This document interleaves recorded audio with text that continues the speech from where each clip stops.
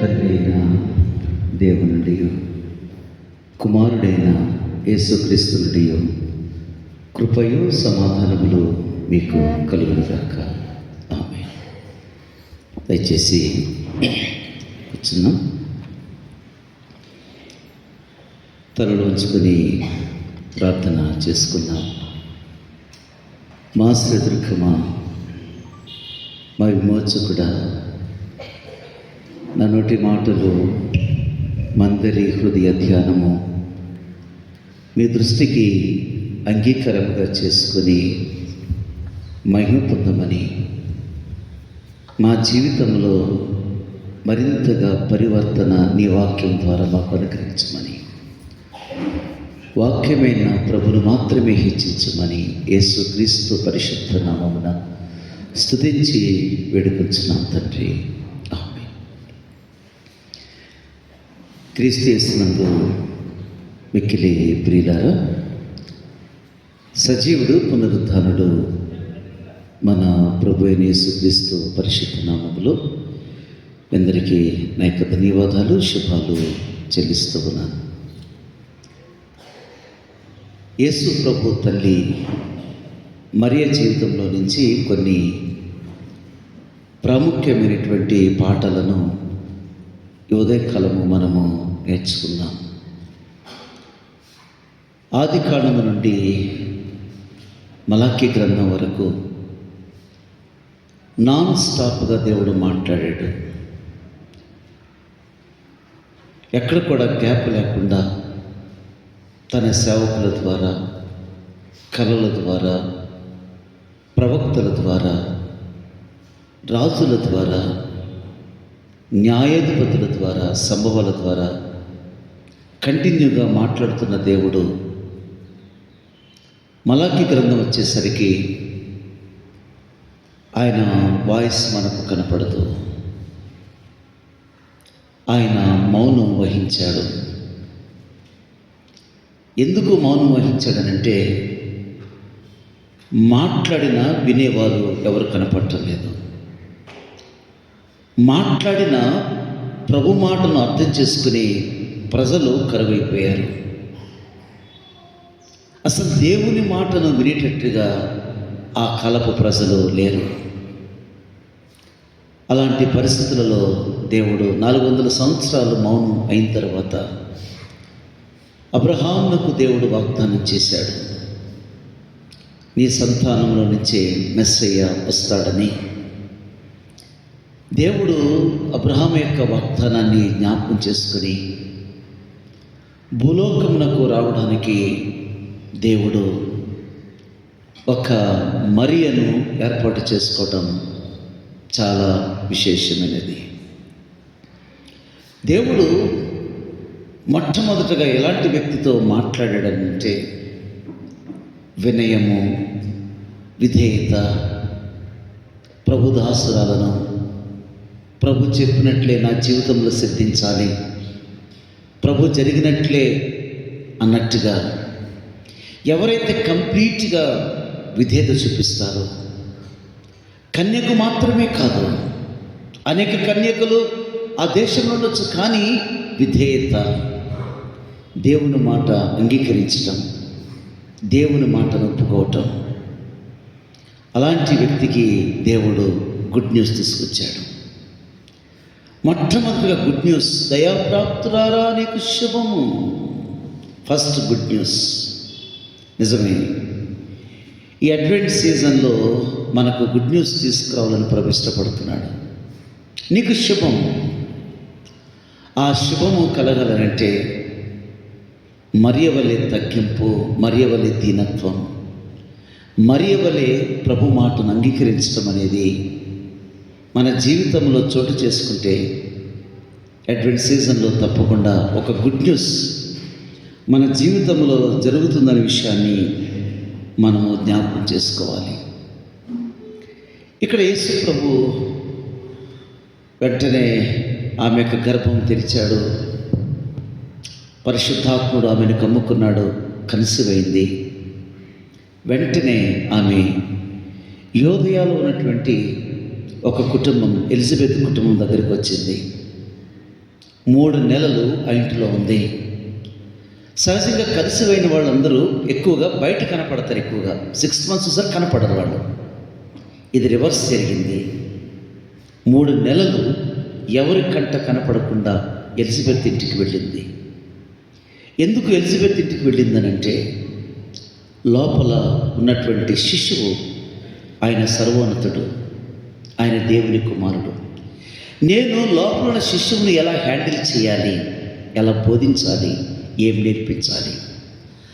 ఆ కాలంలో సకలమైన ఆజ్ఞల చొప్పున, న్యాయ విధుల చొప్పున నడుచుకునే కుటుంబము జకరియా కుటుంబం. దేవుని వాక్యమును బాగా ఎరిగినట్టు కుటుంబము ఎలిజబెత్ కుటుంబం.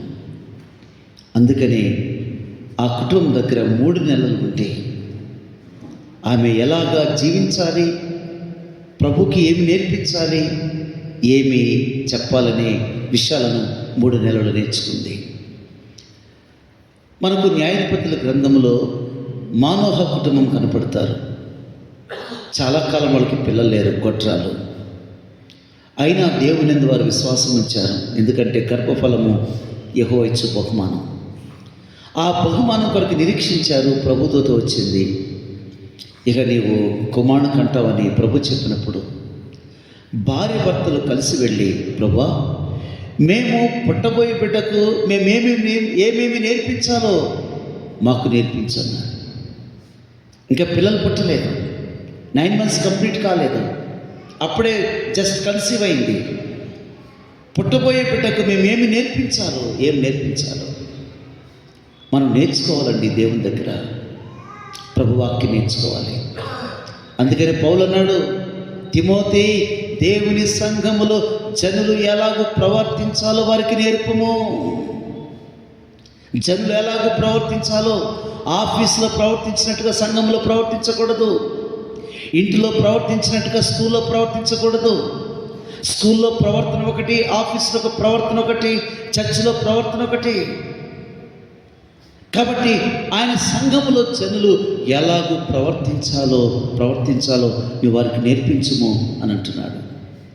నిజమే దేవుని బిడ్డలారా, ఏదో మనం భక్తి చేయటం కాదు, కానీ మనం దేవుని వాక్యం నేర్చుకొని ఆ భక్తి చేసినప్పుడు ప్రభు మన భక్తి నుండి ఆయనకు ఆనందం కలుగుతుందండి.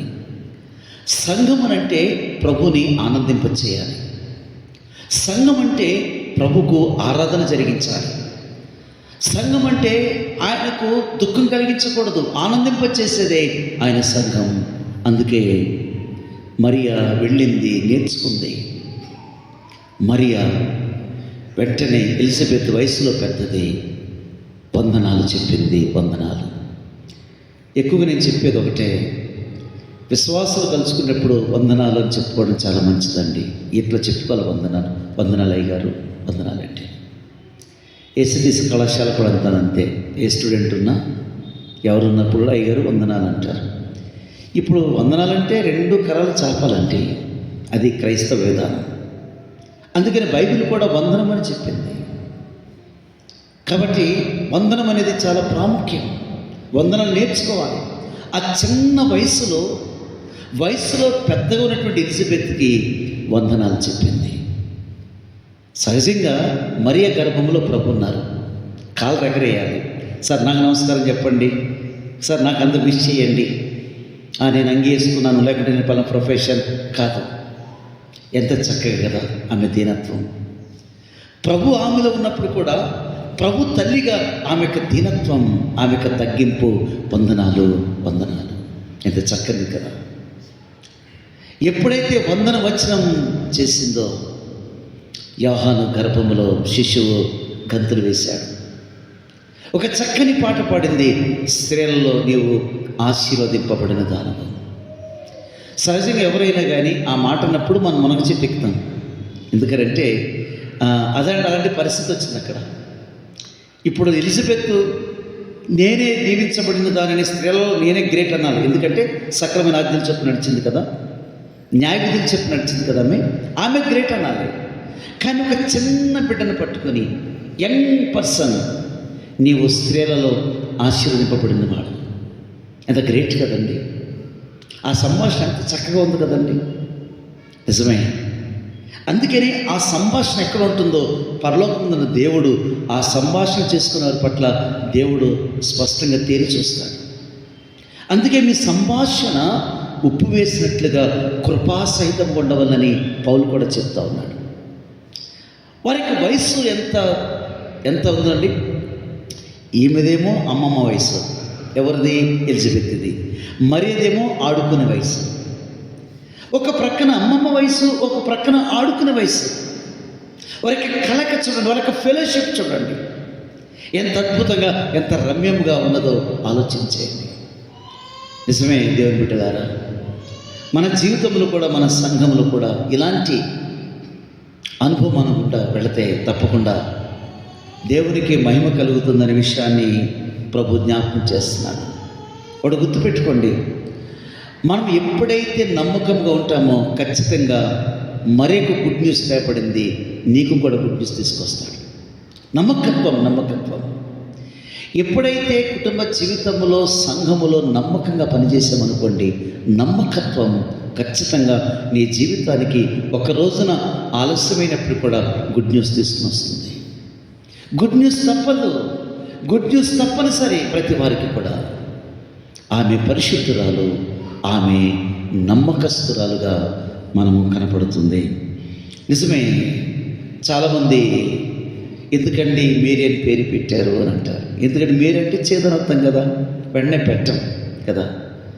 కొంతమంది భయపడతాం మేరీ అనగానే. నిజమే, no pain no gain, no cross no crown, పేర్లేం లేదండి. ఆమె జీవితంలో కొంత బాధ అనిపించినప్పుడు కూడా ఆ చేదు ఎంత మాధుర్యంగా మారిపోయింది కదా. ఆమె జీవితం ప్రపంచానికి ఎంత దీవెనకరంగా ప్రభు తల్లి అని పిలవపడటం అనేది ఎంత మహిమకరం కదా. ఆలోచన చేయండి.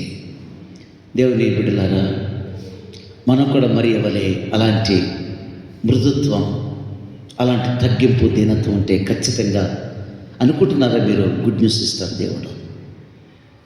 నీకు శుభం కలుగును కాక, శుభం ఇస్తాడు దేవుడు. ఆమె జీవితంలో నుంచి కొన్ని పాఠాలు మనం నేర్చుకుందాం. 46వ వచనంలో ఆమె కూడా ఒక పాట పాడుతూ ఉంది. అసలు క్యారల్స్ అంటేనే పాట అండి కదా, పాటలు పాడటమే, అంత సింగింగే పాటలు అంటే. దోతలు పాడటం, జకరియా పాడటం, ఎలిజబెత్ పాడటం, మరియా పాడటం, గొర్రెల కాపర్లు పాడటం, అన్నా పాడటం, సుమియను పాడటం కదా. యంగ్ నుంచి ఓల్డ్ ఏజ్ వరకు ఎంత పాటలు కదా. క్రిస్మస్ అంటేనే పాటలు, క్రిస్మస్ అంటే పాటలు, ఎంత మంచి చక్కని పాటలు కదా. దూత పాట పాడు ఎంత మధురంగా పాడారు, ఎంత చక్కగా ఉంది కదా సింగింగ్. ఆమె పాట పాడుతుంది, ఆ పాటలో ఒక వర్తమానం ఇస్తూ ఉంది. ఆ వర్తమానాన్ని మనము ధ్యానం చేసుకుందాం. 46వ వచనంలో నేను చెప్తానండి. 46వ వచనంలో ఆమె ఏమంటుందంటే, నా ఆత్మ నా రక్షకుడైన దేవుని యందు ఆనందించాను. God is my personal saviour. నా ఆత్మ నా రక్షకుడు, మై పర్సనల్ సేవియర్. సహజంగా ఏమంటాం, లోకరక్షకుడు అని అంటాం. ఈమె లోకరక్షకుడు అని చెప్పడం లేదు, విశ్వాసులకు రక్షకుడు అని చెప్పడం లేదు. ఆమె అంటుంది my saviour, God as a my saviour. ఆయన నా రక్షకుడు, నా రక్షకుడు. ఎంత అనుభవం, ఎంత ఎక్స్పీరియన్స్, ఎంత అద్భుతమైన మాట కదా. ఈ లోకములో మనం ఏది సంపాదించినా రక్షణ ముందు ఏది తలతూగదు దేవుని బిడ్డలారా. ప్రపంచం ఎంతనే సంపాదించండి, అన్నిటికంటే విలువైనది, శ్రేష్టమైనది రక్షణ. అందుకే రక్షకుడు గురించి చెప్తా ఉంది. లోపల రక్షకుడు ఉన్నాడు. ఆమె నాకు రక్షకుడు ఉన్నాడు కదా, నా ద్వారానే మీకు రక్షణ అని చెప్పడం లేదు, నా ద్వారానే మీకు విడుదల కలుగుతుందని చెప్పడం లేదు. ఆమెకు కూడా రక్షకుడు కావాలి. రక్షకుడు తన గర్భంలో ఉన్నప్పటికీ కూడా తనకు కూడా రక్షకుడు కావాలి. కాబట్టి నా రక్షకుడు మై సేవియర్. గ్రేట్ బ్లెస్సింగ్ అండి. ప్రపంచంలో ఏమి సంపాదించి ఏమి ప్రయోజనం? మన జీవితంలో రక్షణ లేకపోతే సమస్తాన్ని కూడా మనం పోగొట్టుకున్నట్లని వాక్యం సెలవిస్తూ ఉంది. అందుకని హెబ్రీయుల పత్రిక ఏప్రిల్కు రాసిన పత్రిక 2వ అధ్యాయం 5వ వచనంలో, ఇంత గొప్ప రక్షణను నిర్లక్ష్యము చేసిన యెడల మనము ఎలాగూ తప్పించుకుందాము? ఇంత గొప్ప రక్షణ నిర్లక్ష్యము చేసిన యెడల మనము ఎలాగూ తప్పించుకుందాము? ధనవంతుడండి, అతడు వ్యసనం లేవండి. ఆయనకు వ్యభిచారం లేదు, ఆయనకు త్రాగుడు లేదు, ఆయనకు లోక సంబంధం ఏమీ లేదు. ఎందుకు మరి ఆయన పాతాళంలోకి వెళ్ళిపోయాడనంటే రక్షణ లేదు. అతడు చెడ్డవాడని ప్రభు చెప్పలేదు. అతడు తిరిగిపోతూ, త్రాగుపోతూ, తిండిపోతని చెప్పలేదు. అతని జీవితంలో ఇంత గొప్ప రక్షణను తన జీవితంలో నిర్లక్ష్యం చేశాడు. ఆ నిర్లక్ష్య కారణంగా ఒకరోజు హఠాత్తుగా చనిపోయాడు, పాతాళంలోకి వెళ్ళిపోయాడు. వెంటనే కేకలు వేశాడు, అబ్రహామా, ఇక్కడ నేను బాధపడుతున్నాను, నేను ఇక్కడ వేదన పడుతున్నాను, ఈ యాతన పడుతున్నాను. ఇది వేదన ఎప్పుడు తెలుస్తుందనంటే రక్షణ లేకుండా ఉంటే, రక్షణ లేకుండా చనిపోతే రక్షణ విలువ అతనికి అర్థమైంది. ఇది వేదనకరమైన స్థలము, ఇది వేదనకరమైన స్థలము. ఇప్పుడైతే లాజరు విశ్రాంతి, నెమ్మది పొందుకున్నాడు. రక్షణ పొందుకున్నవాడు మీద చనిపోయి నెమ్మది పొందుకుంటున్నాడు. రక్షణ లేనివాడు చనిపోయి వేదన పడుతున్నాడు అని యేసు ప్రభు చెప్పారు. నిజమే. ఉదయకాల సమయంలో ఇంకా రక్షింపబడలేదా? ఇంకా రక్షణ నిర్లక్ష్యం చేస్తున్నావా? ఇంత గొప్ప రక్షణ. టైటానిక్ షిప్ అది వెళుతూ ఉంది. 14 డేస్కి అది బద్దలైపోయింది. అందరూ హాహాకారాలు చేస్తూ ఉన్నారు.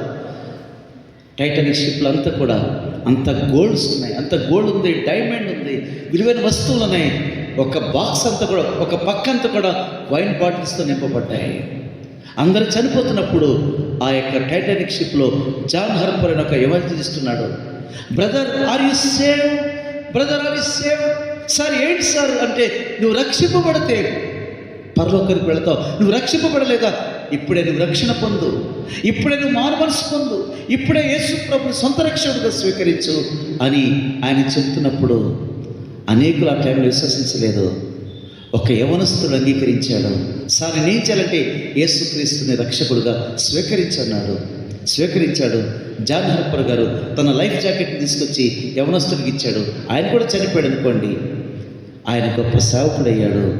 ప్రపంచానికి దేవునికరంగా మారిపోయాడు యవనస్తుడు. నిజమే దేవుని బిడ్డలారా, మనం చనిపోతే ఈ దేహము మట్టిలోకి వెళ్ళాల్సిందే. ఎవరైనా నీతిమంతుడైనా భక్తుడైనా ఎవరైనా మట్టిలోకి వెళ్ళాల్సిందే. కానీ ఆత్మ తాను దయచేసిన దేవుని ఎద్దకు వెళుతుందని ప్రసంగి చెప్పాడు కదా.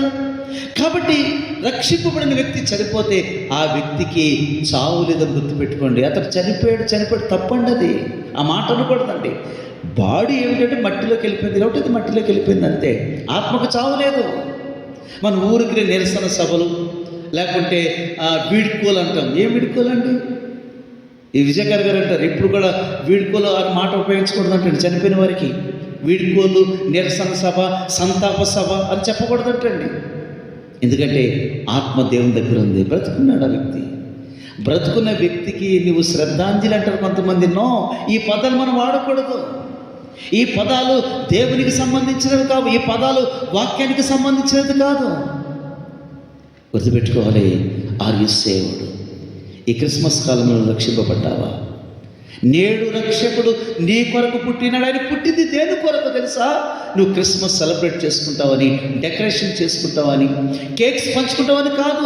నీ పాపం నుంచి నిన్ను తప్పించాలని, పాపం నుంచి నిన్ను విడుదల చేయడానికి నేడు రక్షకుడు నీ కొరకు పుట్టి ఉన్నాడు. ఈయన ప్రభువైన క్రీస్తు. God is my saviour. మరీ పాట పాడుతుందండి. ఆమె వయసు ఏంటి? 14-15 సంవత్సరాల వయసు అండి. ఆ వయసులో రక్షణ గీతం పాడుతుందనంటే నిజమే దేవుని బిడ్డలారా. మనం రక్షణ గీతాలు పాడాలి. మన బిడ్డలను రక్షణకు నడిపించాలి. యేసుక్రీస్తు రక్షకుడిని మన బిడ్డలకు పరిచయం చేయాలి. అనేకులకు ఆ రక్షకుడి గురించి తెలియచేయాలని దేవుని వాక్యం తెలియచేస్తుంది. రెండవది 49వ వచనంలో ఆయన అంటాడు, సర్వశక్తిమంతుడు నాకు గొప్ప కార్యము చేశాను. God of power. ఆయన ఎవరు అనుకుంటున్నారు? మామూలు వ్యక్తి కాదు. ఆయన సర్వశక్తిమంతుడు. ఆ సర్వశక్తిమంతుడు గొప్ప కార్యములు. అబ్రహాం ఒకవేళ నీకు బిడ్డలు ఇవ్వలేని చెప్పి హాగరు ద్వారా పుట్టించుకున్నావా? అబ్రహాం, నేను సర్వశక్తిమంతుడను. మొదట నీవు దేవుని సన్నిధిలో నిందారహితుడిగా బ్రతకడానికి ప్రయత్నం చేయ అబ్రహాము. దేవుని సన్నిధిలో నిందారహితుడిగా జీవించడానికి ప్రయత్నం చేయ. కనని గొడ్రాలను కనేటట్టుగా చేసేవాడను. నిజమే దేవుని బిడ్డలారా, ఆమె శక్తి నిర్వీర్యమైపోయింది. అబ్రహాం యొక్క శక్తి నిర్వీర్యమైపోయింది. అలాంటి వాటిలో నుంచి దేవుడు నవ్వుల కుమారుడిని ఇస్సాకుని ప్రభు తీసుకురాలేదా? ఆయన ఆల్మైటీ గాడ్ ఆఫ్ పవర్, ఆయన సర్వశక్తిమంతుడు. ఆ సర్వశక్తిమంతుడు నాకు గొప్ప కార్యములు చేశాను. నిజమే దేవుని బిడ్డలారా, ఆ సర్వశక్తిమంతుడు మన జీవితంలో ఏమన్నదామే? గొప్ప కార్యమందా ఏమన్నా చూడండి, ఏమందామే? సర్వశక్తిమంతుడు నాకు గొప్ప కార్యములు చేశాను. ఏంటండి? ఏ కార్యము? గొప్ప కార్యములు. కార్యమందా? కార్యములు. నిజమే కదా, ఎన్ని కార్యాలు కదా. రాసుకోండి మనం పేపర్లో. ఆమె చెప్తుంది గొప్ప కార్యాలు. కార్యం కాదు, ఆయన కార్యాలు చేసే దేవుడు సర్వశక్తిమంతుడు. ఎన్నెన్ని కార్యాలు కదా మన జీవితంలో. పుట్టినది మొదలుకొని నేటి వరకు మన జీవితంలో ఎన్ని గొప్ప కార్యాలు. ఒకసారి ఈ మాటను చూద్దాం. సమూయేలు మొదటి గ్రంథం 12వ అధ్యాయము 24వ వచనంలో ఈ మాట చూడండి. సమూయేలు మొదటి గ్రంథం 12వ అధ్యాయము 24వ వచనంలో, ఆయన మీ కొరకు ఎన్ని గొప్ప కార్యములు చేసి, ఎన్ని గొప్ప కార్యములు, నా కొరకు గొప్ప కార్యములు, నాకు ఎన్నెన్ని కార్యములు, ఎన్నెన్ని గొప్ప కార్యములు చేశాను. అది మీరు తలంచుకొని. అదండి, ఎప్పుడు కూడా రండి దేవుని కార్యాలు తలంచుకున్నామా ఈ 2025లో? నా కొరకు ఎన్నెన్ని గొప్ప కార్యములు చేస్తున్నా మీరు తలంచుకోడని ప్రవక్త అయినటువంటి సమూయేలు చెప్తా ఉన్నాడు. ఎన్నెన్ని గొప్ప కార్యములు. మనం ఏం చేస్తాం? దేవుడు గొప్ప కార్యాలు జరిగి తీసుకుని రాస్తాం. ఏదైనా ఆలస్యం చేసాడా అదేమో రాతి మీద రాస్తాం. మాట ఆడడానికి చూడటానికి కదా, రాతి మీద రాసుకుంటూ ఉంటాం. ఇన్ని చేసాడని. ఆయన ఎందుకు గొప్ప కార్యాలు చేశాడు చదవండి. మీరు యెహోవాయందు భయభక్తులు కలిగి నిష్కపటులై పూర్ణ హృదయముతో ఆయనను సేవించుట. అదండి, దేవుడు మనకి ఎన్నెన్ని గొప్ప కార్యం ఎందుకు చేసి తెలుసంటండి? ఆయన యందు భయభక్తులు కలిగి ఉండడానికి. అది మన పట్ల అన్ని కార్యాలు జరిగించిన మన ప్రభు పట్ల ఏం చేయాలంటే భయభక్తులు కూడా పెరగాలంటండి.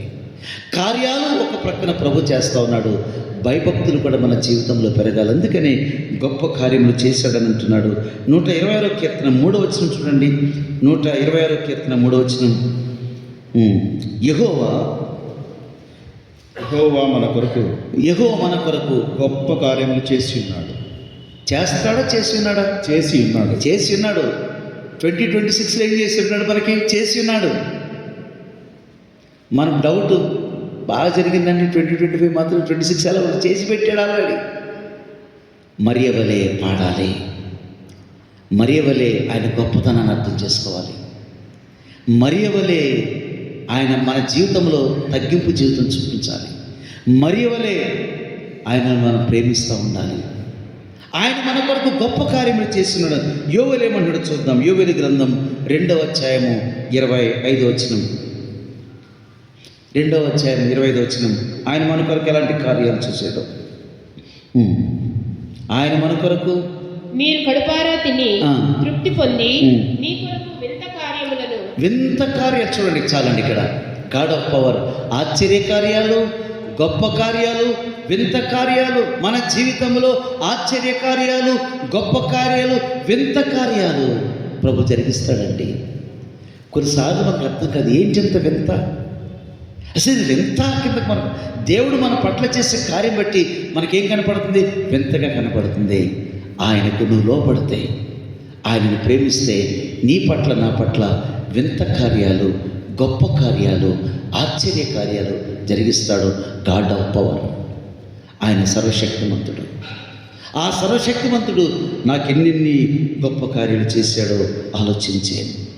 దేవుడు ఎప్పుడు కూడా మల్టిపుల్ దేవుడు కార్యాలు జరిగిస్తాడు.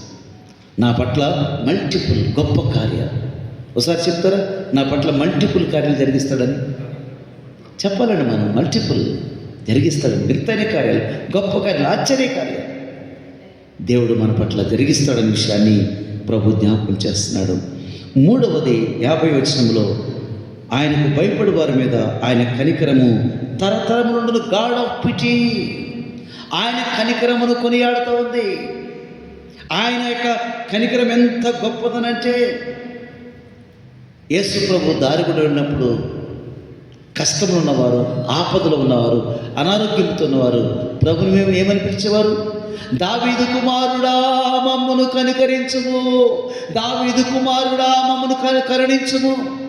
మార్కు సువార్త 10వ అధ్యాయము, మత్తయి సువార్త 20వ అధ్యాయంలో కూడా కష్టములో, వ్యాధుల్లో, బాధల్లో, సమస్యలు ఉన్నవారు దావీదు కుమారుడా, దావీదు కుమారుడా మమ్మును కరుణించుము. గాడ్ ఆఫ్ పిటీ, ఆయన కనికరించే దేవుడు. మన కుటుంబాన్ని, మన బిడ్డలను, మన సమస్యలను, మన కష్టాలను ఆయన కనికరించే దేవుడు. గాడ్ ఆఫ్ పిటీ, ఆయన కనికరము, ఆయన కనికరం ఎంత గొప్పదో కదా, ఎంత అర్థంగా చేసుకుందండి. చిన్న వయసులో ఆయన కనికరాన్ని అర్థం చేసుకుందండి. నిజంగా ఆయన కనికరం లేకపోతే ఏంటండి మన పరిస్థితి? ఆయన కనికరం లేకపోతే మన పరిస్థితి ఏంటి? గాడ్ ఆఫ్ పిటీ, నీ పట్ల, నా పట్ల మన భక్తి కాదు, మనదేది కాదు, కేవలము ఆయన కనికరము.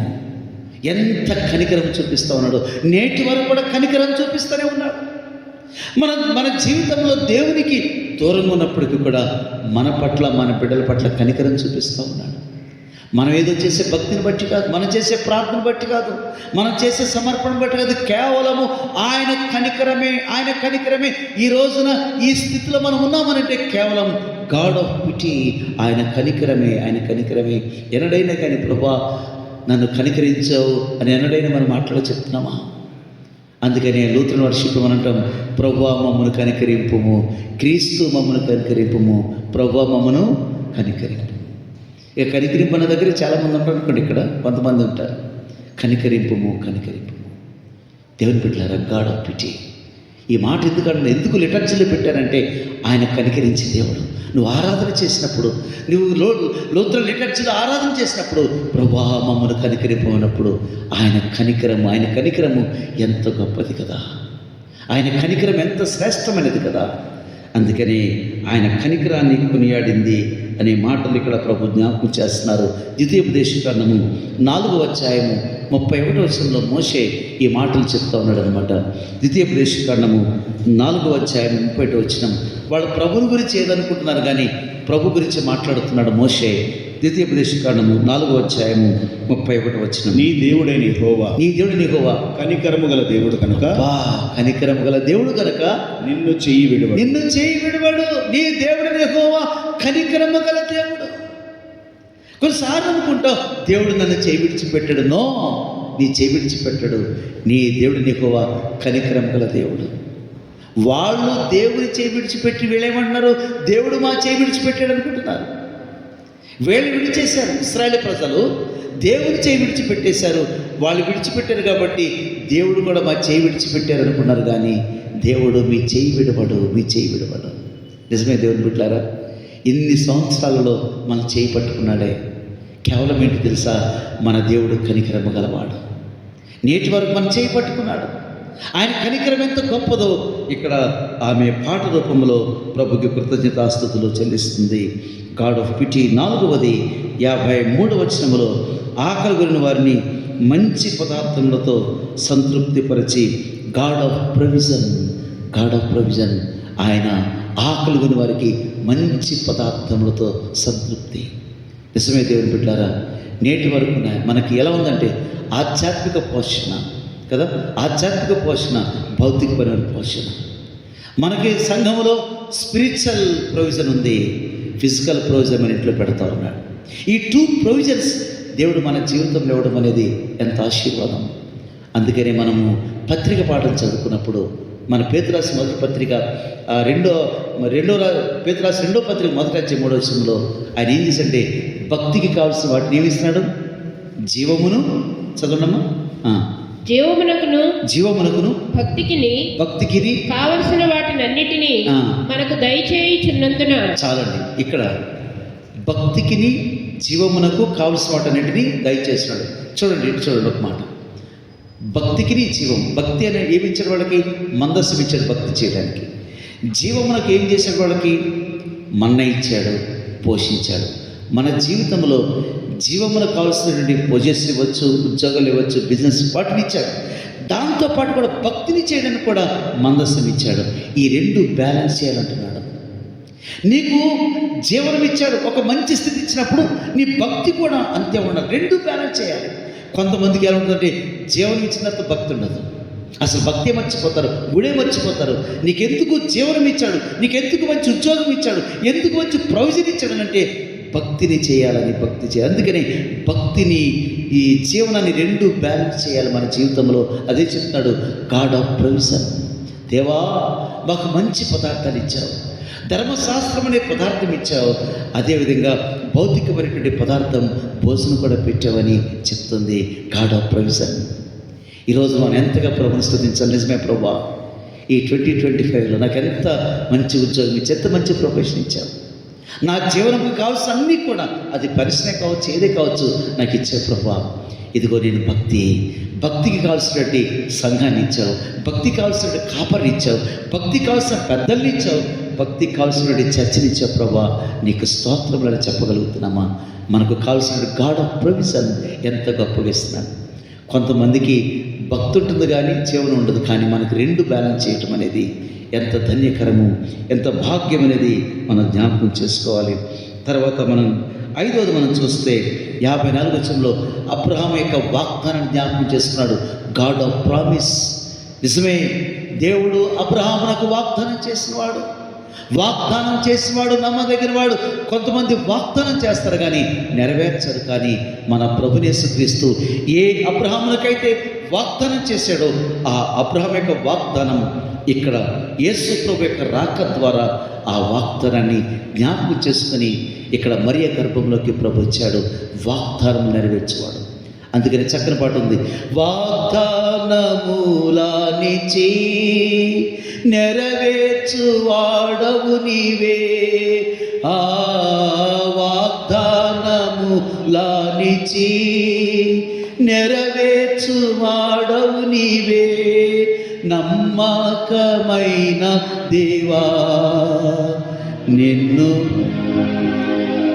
గవు నీవే, ఆ నమ్మకమైన వాడా నిన్ను కాపాడువాడవు నీవే, ప్రభువా నిన్ను నేను యాడేదను, హల్లెలూయా పాడేదా,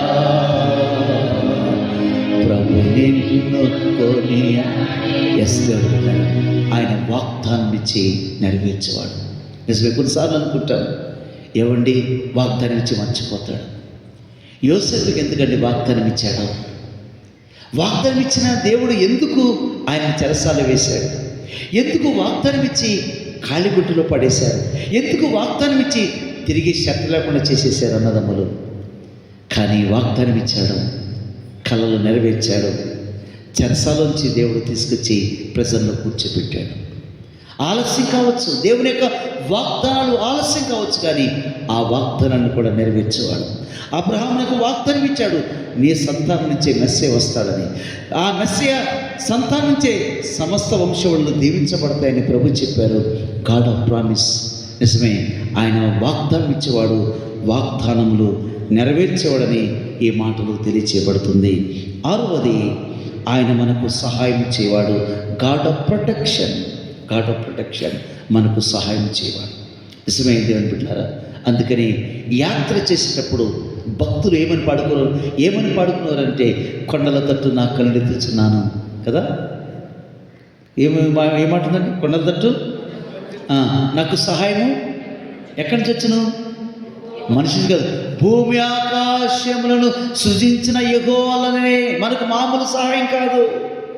భూమి ఆకాశములను సృజించిన యెహోవానే మనకు సహాయం కలుగును. నిజమే, God of protection. God of protection. ఎంత భద్రత అండి, ఎంత భద్రతను కలిగించాడో ఆలోచించేశారా? ఒకేసారి యూదును చంపాలని హామాను కుట్ర చేశాడు, రాజును ఇన్ఫ్లుయెన్స్ చేశాడు, జీవం తీసుకొచ్చాడు. ఒకేసారి యోధా గోత్రం, బెన్యామీన్ గోత్రం హరించుకోవాలని ప్రయత్నం చేశాడు. డేట్ ఫిక్స్ అయింది, ఎక్కడ చంపాలో మైదానం ఫిక్స్ అయిపోయింది. టైం దగ్గరికి వచ్చింది. మొర్దెకై ఎస్తేర్ని అన్నాడు, అమ్మా సమయం వచ్చింది, దేవుడు అందుకోసమే నిన్ను రాణిగా చేశాడు. ఈ 120 సామ్రాజ్యాల్లో నేను రాణిగా చేసింది దీనికోసమే అమ్మా. ఒక్కవేళ నువ్వు రాణి అని చెప్పి, ఒకవేళ రాజుగారి వైఫ్ అని చెప్పి ఇగ్నోర్ చేస్తావేమో, డోంట్ వరీ. ఒకవేళ నువ్వు మౌనంగా మాకు సహాయము మరొక దిక్కు నుండి వచ్చును, మాకు సహాయము మరొక దిక్కు నుండి వచ్చని మొర్దెకై ఛాలెంజ్ చేశాడు ఎస్తేరుతోను. నిజమే దేవుని బిడ్డలారా, మనకు గాడ్ ఆఫ్ ప్రొటెక్షన్, మనకెంత సహాయం ఉంది, ఎంత భద్రత ఉందండి. ఎంత తిరుగుతున్నాం, బయట ఎంత తిరుగుతున్నాం, ఏం చేస్తున్నాం, ఎంత గొప్ప సంగతి కదా, ఆలోచించేయండి. నిజమే, చాలామంది ఇప్పుడు పాస్టర్స్ ఈ థ్రెట్ ప్రాబ్లం గురించి ఇప్పుడు ఏమన్నారంటే, పాస్టర్స్ మీటింగ్ వెళ్తే, పాస్టర్ గారు మీరు ఎవరైనా ఒక 4 బౌన్సర్స్ పెట్టుకోమంటున్నారు. అసలు నేనే పెద్ద బౌన్సర్ కూడా బాబు, ఇంకా నాకు బౌన్సర్ ఎందుకు, ఇంకా పెట్టుకోండి పాస్టర్, పెట్టుకోండి, మీకు వాల్యూ కూడా పెరుగు. నాకు వాల్యూ ఎందుకు? నా ప్రభు ఎంత దీనుడుగా రిక్తుడుగా ఉంటే నాకు వాల్యూ ఏంటండి?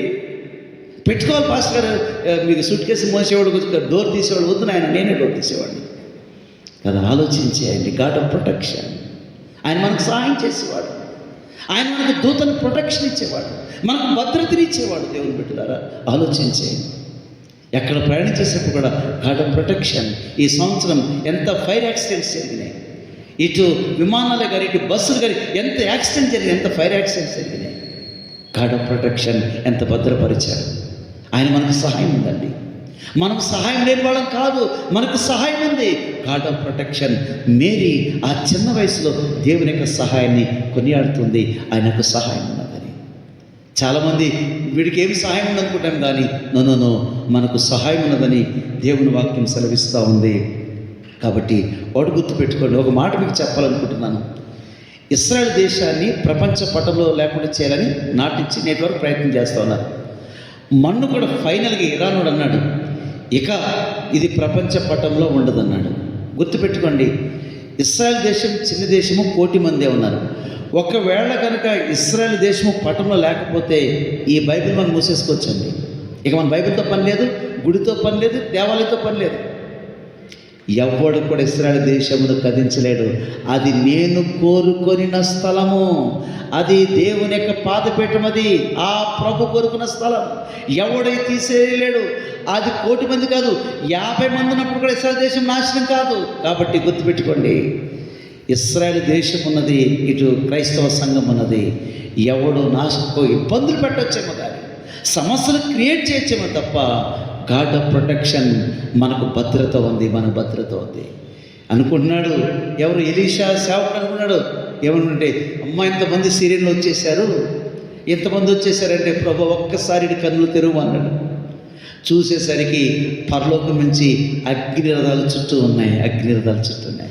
అక్కడ సిరియన్లు కేవలము లోక సంబంధమైన గుర్రాలు ఉంటే, దేవుడు అగ్నిరథాలను ఎలీషా చుట్టూ పెట్టాడు. ఒక్క వ్యక్తి చుట్టూ అగ్ని రథాలు పెట్టాడండి. అంత ప్రొటెక్షన్ ఇచ్చాడు. God of protection. ఈ సంవత్సరం ఎంతగా మనం ముగించుకుంటున్నాం ఆలోచించేయండి. ఎంతగా ఆయన యొక్క భద్రతను దేవుని బిడ్డలుగా మనం అనుభవిస్తున్నామో ఒకసారి ఆలోచించేయండి. దేవుని బిడ్డలారా, ఆయన భద్రత లేకపోతే ఏంటండి? ఆయన భద్రత ఏంటి పరిస్థితి? ఆలోచించేయండి. నిజంగా ఆయన కృప, ఆయన ప్రేమ ఎంత గొప్పదో ఆలోచించేయండి. ఒక వ్యక్తి ఇటీవల అతను ప్రాబ్లం వచ్చింది, ఏదో లివర్ ప్రాబ్లం వచ్చింది, ఇక్కడే ఉంటాడు. ముషిరాబాద్ కేర్ హాస్పిటల్కి వెళ్ళాడు, నవ్వుతూ వెళ్ళాడు. హాస్పిటల్లో కారులో కూర్చున్నాడు. ఆదివారం ఎందుకు లేనప్పుడు, ఆదివారం ఎందుకని గుడికి వచ్చాడో, గుడికి రాలేదు. సాయంత్రం డెడ్ బాడీ ఇంటికి వచ్చాడు. దేవుని బిడ్డలారా ఆలోచించేయండి. ఆదివారం ఎందుకు అన్నాడంట. ఇప్పుడు ఆదివారం అన్నవాడు గుడికి రావాలి కదా. ఆలోచించేయండి దేవుని బిడ్డలారా. God of protection. వ్యాధుల్లో, బాధల్లో, కష్టాల్లో, సమస్యలు ఎంత భద్రతనిచ్చాడు మనకి. ఏది హాని జరగకుండా మీ తల వెంట్రుకలకి నేల పడదని ప్రభు చెప్పాడు. పిచ్చుకలు కూడా లెక్కించబడ్డాయని చెప్పాడు. ఎంత భద్రతనిచ్చాడు. ఇదంతా దేవుని ఆశీర్వాదం కదా. ఆమె పాటల్లో దేవుని యొక్క ప్రేమను కొనియాడుతుందండి, ఆయన కనికరమును కొనపడుతుందండి, ఆయన యొక్క జాలి కొనియాడుతుందండి. ఎంత గొప్పది ఆలోచించేయండి. God of protection. ఈరోజు మనం సజీవులుగా ఉన్నామనంటే, ఇంత భద్రంగా ఉన్నామంటే ఆయన కృప తప్ప మరొకటి ఏం లేదు ప్రియులారా. చివరిగా ఆయన యొక్క పనిష్మెంట్ గురించి మాట్లాడుతుంది. 51వ వచనంలో ఏమంటుందనంటే, గర్విష్ఠులను చెదరగొట్టెను, God of punitive, God of punishment. ఇక్కడ గుర్తుపెట్టుకోండి, అసలు మనిషికి ఏముండకూడదండి, గర్వం ఉండకూడదు. ఇక్కడ ప్రభు మరి ఏం చెప్తుంది తెలుసండి, గర్వం కాదు, గర్వపు మాటలు కూడా నోటి నుంచి రాకూడదంటండి. ఎంత చక్కని అద్భుతమైన మాట ఇది. అసలు గర్వమే ఉండకూడదు మనకి. గర్విష్ఠుల యొక్క నాలుకను ఏవో కోసివేసినని సులోమోను చెప్తుంటే మరి ఏం సందేశం తెలుసా, అసలు గర్వం కాదు, గర్వపు మాటలే మీ నోట నుంచి రాకూడదు అంటున్నాడండి. ఎంత అద్భుతమైన మాట. నిజమే దేవుని బిడ్డలారా, ఒకవేళ మనం గర్విష్ఠులు కాదు, ఆ మాటను బట్టి గాడ్ ఆఫ్ పెనిటివ్, గర్విష్ఠులను ఆయన శిక్షించేవాడని చెప్తాడు. గర్వం ఉండకూడదు మన జీవితంలో. అసలు మాటలు కూడా గర్వపు మాటలు రాకూడదు. అందుకని యేసు ప్రభుని బంధించడానికి యెరూషలేములో పెద్దలు, యాజకులు పంపించారు. సైనికులు వచ్చారు, యేసు ప్రభుని అరెస్ట్ చేయలేదు. ఏమయ్యా అరెస్ట్ చేయకుండా వచ్చారనంటే, ఆయన మాట్లాడినట్టును ఎవడును ఎన్నడూ మాట్లాడలేదు. ఆయన దయగల మాటలకు అరెస్ట్ చేయకుండా వారు మట్టిగా వెళ్ళిపోయారు. నిజమే దేవుని బిడ్డలారా, మనకు నోరిచ్చాడంటే, మనకు మాట ఇచ్చాడనంటే గర్వము మాట మనకు రాకూడదు. వాడెంత వీడెంత నో, ఆ మాట బట్టి కూడా గాడ్ ఇస్ పెనిటివ్ పనిష్మెంట్, ఆయన శిక్షిస్తాడు. కాబట్టి ఈ యొక్క ఉదయకాల సమయంలో, ఈ క్రిస్మస్ సీజన్లో ఉన్నాం, మన జీవితాలను పరిశీలన చేసుకొని చక్కగా ప్రభు కొరకు, ఆయన మహిమ కొరకు జీవించగలిగితే తరతరముల వరకు మన కుటుంబాలు, మన బిడ్డలు, మన సంఘం దీవెనకరంగా క్షేమకరంగా ఉంటాయని ఈ యొక్క మాటల ద్వారా నేర్చుకుంటున్నాం. పరిశుద్ధాత్మ దేవుడు అలాంటి అనుభవంలోనికి మన కుటుంబాన్ని, మన సంఘాలను ప్రభు తీసుకుని వచ్చునుగాక. సమస్త జ్ఞానములకు మించిన మన తండ్రిని సమాధానం యేసుక్రీస్తు వలన మీ హృదయములకు, మీ తలంపులకు కావలి ఉండునుగాక. దేవా